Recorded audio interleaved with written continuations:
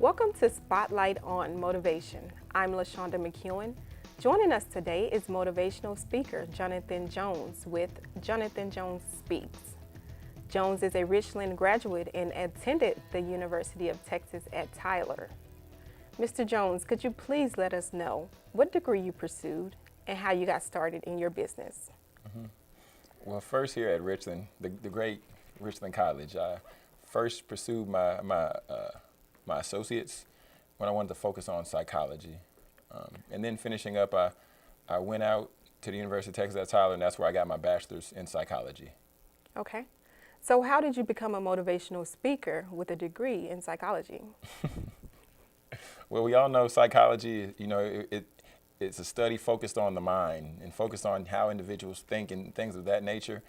Then realizing that I really had a voice and realizing that I had influence, and I wanted to take that influence and understanding that I love serving people. I love focusing on people and what their goals are. So then that's where the part of speaking came into play. Okay. Mr. Jones has a new Amazon best-selling book, Process 14, Surprisingly Simple Behaviors to Skyrocket Millennials to Success. Tell us more about your book. So Process was birthed just understanding that, millennials everywhere, when you hear this term, people typically are turned off. The term is attached to a stigma, and I felt that we all, have something greater than us that lies within us. We have a passion. We have a desire to do the greater good. We have a passion to do work in our own respective industries and fields.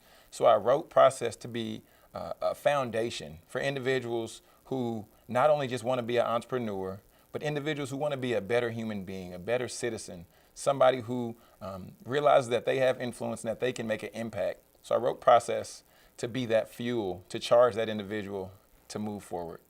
Okay. Okay, so how did you determine you wanted to target millennials? How did you come with that decision?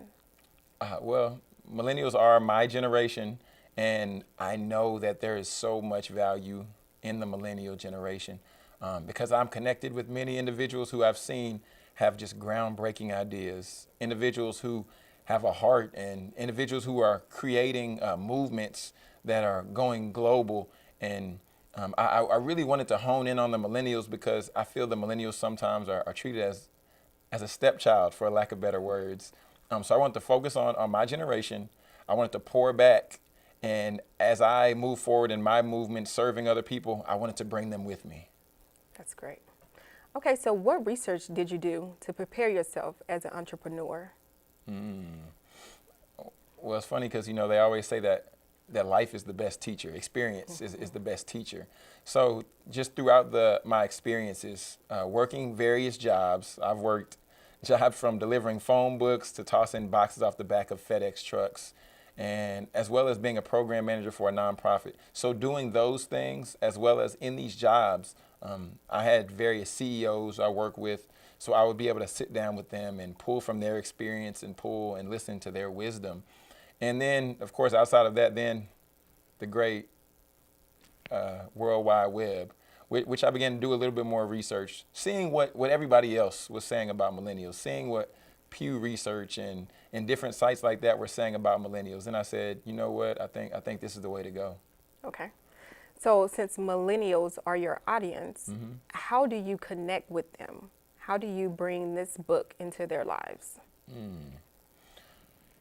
Typically, when I have the opportunity to speak, I don't stand behind the platform and I don't act like I'm just the great almighty Jonathan Jones. I don't act like I have it all together.